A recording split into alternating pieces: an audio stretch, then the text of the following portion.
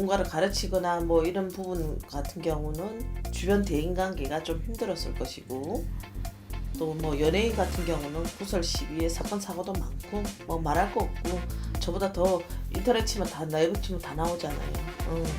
그런 상황들이 많았지. 안녕하세요 선생님. 안녕하세요, 반갑습니다. 태열천왕입니다. 네, 반갑습니다 선생님. 네, 오늘은 선생님이 지난 편에서 뽑아주셨던 대박나는 띠 7개 중에 한 띠죠. 네. 개띠분들에 대해서 이야기를 해볼까 해요. 네. 이 개묘년 개띠분들의 운세 자세히 알아보기에 앞서서 개띠분들 지금까지 좀 어떤 인생을 살아오셨는지 한번 이야기를 해볼까 해요. 개띠분들은 일단은 사주가 남을 가르치든지, 아니면 사업을 하시든지, 그런 아니면 또 연예인 하시든지 그런 사주예요. 끼가 많고 또 남을 가르치는 업도 하고 그런 분들이 많으세요, 대체로. 근데 그 사주대로 못 가시는 분들은 고생을 많이 하시지. 왜냐면 이분들은 대체로 좀 소심해. 그 성격도 그렇고, 근데 마음은 열어 터졌다? 착해요. 근데 좀 소심한 부분도 있지만 좀 자기만의 세계가 좀 있어. 자기만의 고집도 좀. 그렇지. 아직 고집이 있지. 그게 세계라는 게 어떻게 보면 뭐 나쁘게 말을 하는 게 아니라 각자 자기만의 철학이 있어. 이분들은 특히 남들보다, 그게 철학 없는 사람 누가 있어 하겠지만 남들보다 조금 세다. 그런 거. 좀 두드러진다. 그러다 보니 융화가 좀 덜 돼. 그러다 보니까 인간관계에서 좀 구설이나 뭐 이런 거 시비나 좀 머리 아팠을 거예요. 사람 쓰는 것도 그렇고, 뭐 직장 본인이 오너 같으면 직원들 쓰는 게 좀 힘들었을 것이고, 또 우리가 누군가를 가르치거나 뭐 이런 부분 같은 경우는 주변 대인관계가 좀 힘들었을 것이고, 또 뭐 연예인 같은 경우는 구설 시비에 사건 사고도 많고 뭐 말할 거 없고, 저보다 더 인터넷 치면 다 네이버 치면 다 나오잖아요. 그런 상황들이 많았지. 그럼 개띠분들은 전체적으로 인간관계 때문에 좀 고생을 하셨던 분들이 많으시죠. 왜냐면 이분들이 또 보기보다 감수성이 예민해. 감정의 선이 올라갔다 내려갔다 하거든. 감정 기복이 좀 심하신 편이에요. 그러지요. 그러면은 조금 어떨 때는 좀 이게 좋았다가 어떨 때 안 좋고, 그런 게 이제 인간관계 스트레스. 그래서 조그만 것에 잘 삐지는 거야. 우리는 무덤덤한데 그 사람들은 조그만 것에 이게 확 와닿는 거지. 그래. 그럼 개띠분들이 그러면 인간관계 때문에 이렇게 좀 많이 고생을 하셨잖아요. 그러면 그렇죠. 인간관계 때문에 이제 고생을 하고 좀 이렇게 소가리를 좀 남들한테 이렇게 안 터놓는 편이신가요, 개띠분들은? 왜냐면 자존심이 강하거든. 존심이 강해. 정말 나를 잘 알고 친하지 않는 한은 말 잘 안 해요. 그럼 약간 고민이 있어도 그냥 혼자 끙끙 앓으시고 그렇지. 이러시는 끌탕알탕 지지리 복탕.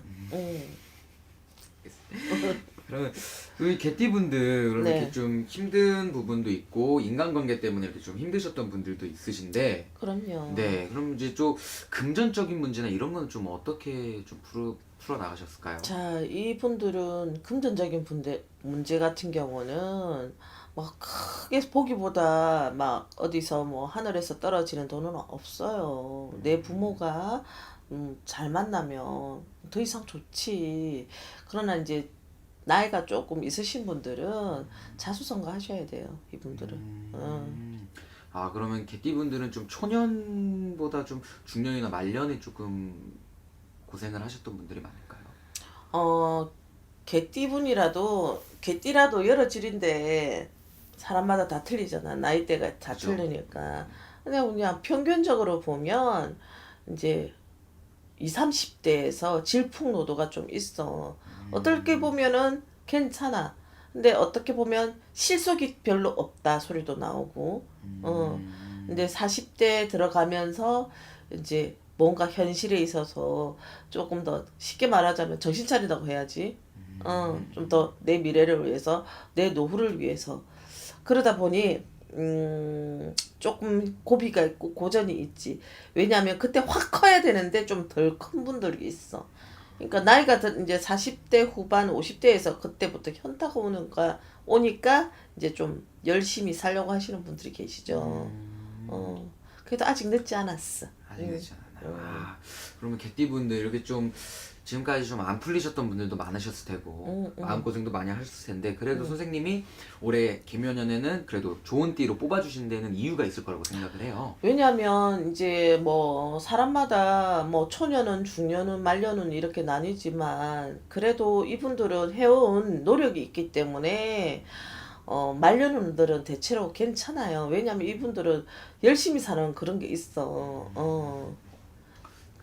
그래가지고 올해부터는 올 상반기까지 조금 더 노력을 하시면 하반기부터는 괜찮으실 거예요. 그럼 상반기 동안 이렇게 열심히 달리시고 좀 이렇게 일궈 놓으시면 후반기에는 좀 그걸 걷어들일 수 있는. 그렇죠. 그래가지고 또 우리가 50대 분들은 또 운도 들어온단 말이야.